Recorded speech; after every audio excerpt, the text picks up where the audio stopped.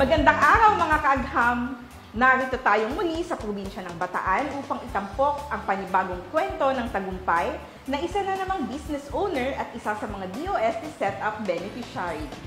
Tayo ay narito upang tuklasin at ipakilala ang isa sa pinakasikat na pampasalubong mula sa bayan ng Samal, Bataan. Ito ay walang iba kung hindi ang Magpoks Araro Cookies. Ako po ay nagagalak na makasama kayong muli para sa isa na namang makabuluhan at makaagham na usapan.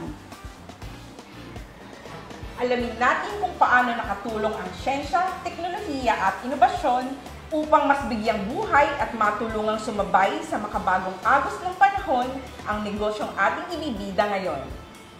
Ito ay ang kwento ng Magpoks Araro Cookies and Sari-Sari Store dahil sa katangi-tanging linamnam at hindi malilimutang lasa. Simula 1960s, magpahanggang ngayon, ay namamayagpag sila sa kabila ng makabagong panahon. Ako po si Catalina De Leon Cruz, ang inyong co-host mula sa PSTO Bataan. Sa ngalan po ng aming Regional Director, Dr. Julio Cesar D. Sikat, ako naman po ang inyong lingkod, Blade Sikat, at tara na tuklasin ang galing ng siyensya sa probinsya ng Bataan. Dito lang yan sa Probinsyensya Season 2.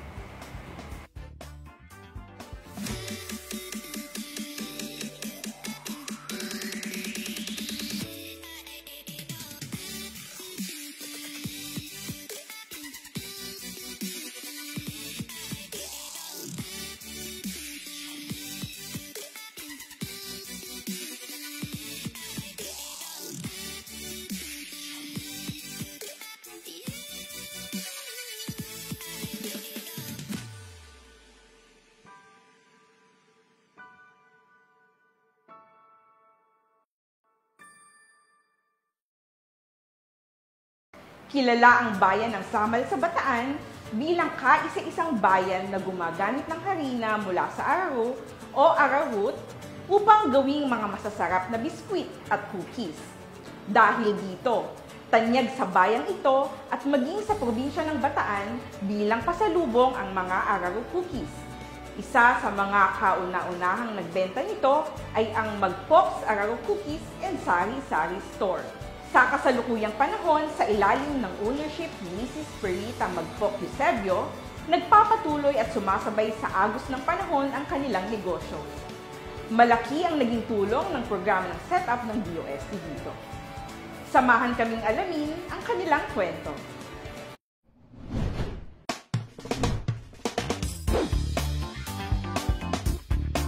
Ako po si Cynthia Magpok Eusebio, ang General Manager po ng Magpok Araro Cookies and Sari-Sari Store.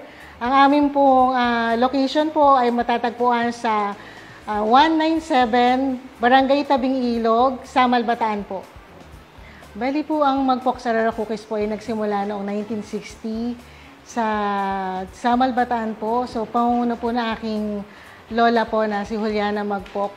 So siya po yung may simple po siyang recipe na ginawa po noon at unti-unti po niya dinevelop po bali sa maliit niya pong kusina sa hanggang pinakilala niya po sa niluto niya para sa mga pamangkin, kapitbahay. At doon na po nagsimula yung negosyo po namin na nagustuhan po nung karamihan. Kaya po tinuloy po namin yung araro cookies na gawin. At dahil din po dito, malaki po kasi yung production o nakakuha ang arrowroot root crop noon dito sa Samal, Bataan po. Ang aming pangunahing produkto po ay araro cookies po na available po sa iba't ibang flavor po. So nagmula po kami sa classic na flavor po hanggang nag-develop po kami o nag-innovate po kami ng iba't ibang flavor.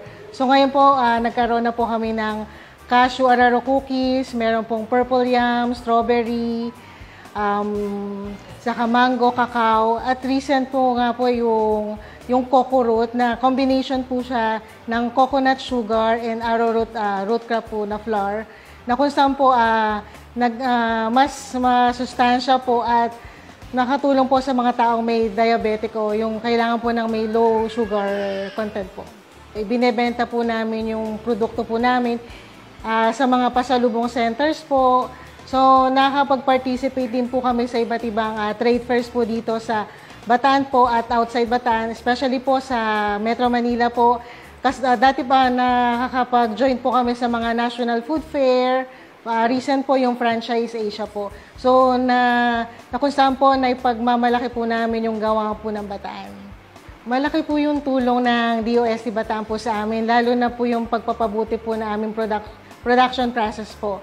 So, pamamagitan nga po ng mga, lalo na po yung technical assistance. So, yung na-improve po yung proseso po namin dito sa production, pag-upgrade po namin ng mga kagamitan po, lalo na po yung mga oven, tapos po yung mga seminars and trainings po na binibigay po nila para makomplay po namin yung sa food safety standards po. So, yun nga po, napakalaking bagay po sa amin lahat po yun.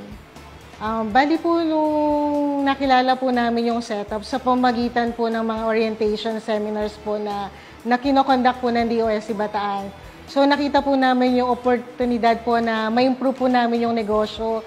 Kaya po, nung nalaman po namin na napakaganda po talaga ng programa, so nag-apply po kami, in-assist po nila kami talaga po yung mga proposal po nila, pinahinggan po namin, nagbigay po kami ng mga business documents. So talaga po nag-undergo po talaga kami ng evaluation process para po mas mapaganda po namin yung production po namin. Mga produkto po namin, makikita po dito sa mga pasalubong centers dito po sa Bataan. Kung magagawin naman po sila sa mga Metro Manila, available po yung produkto po namin sa mga airports po. So, kung tatravel naman po sila, available po yung mga products namin sa mga NLEX po, Esitex, doon po sa mga pasalubong center po doon. So, available din po yung produkto po namin online. So, pwede po nila i-visit po yung mga Facebook page po namin, Magpok sa Araro Cookies. So, pwede po sila mag-message po doon for more inquiries po. Pwede po silang makipag-ugnayan po sa amin sa Facebook page po namin, yung Magpok sa Araro Cookies. Meron din po kami sa Instagram, TikTok. Saka pwede rin po silang tumawag sa number po namin, yung 0977-345-3800. Bukas po kami sa mga resellers and distributors po. Ang mensahe ko po sa kanila, huwag po silang matakot po na sumubok o mag-level up po sa kanilang negosyo. Marami po kasing ahensya tulad po ng DOST ang handang tumulong po. Kailangan po natin magsumikap lang po tayo, patuloy po tayong matuto, mag-attend po tayo ng mga training seminars na binibigay po nila na napakahigit pong nakakatulong para po sa ating production po, sa ating negosyo po, para makamit po namin yung malawak at natagumpay po. Lubos po kami nagpapasalamat sa DOST Bataan po at sa buong DOST family po. Kayo po yung naging tulay po namin para kami makabangon po, makasabay po sa pagbabago at makamit po namin yung mga pangarap po namin.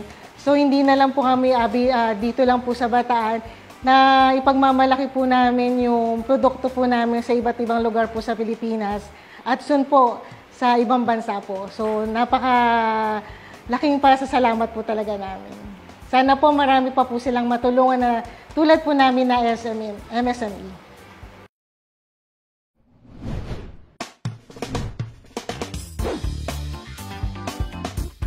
Mga kaagham, isa ka ba sa mga micro, small, and medium enterprises sa bansa na naglalayong maka-adapt ng makabagong teknolohiya upang mapabuti ang inyong produkto, serbisyo, operasyon, at mapataas ang produksyon at kakayahang makipagkumpetensya sa inyong negosyo?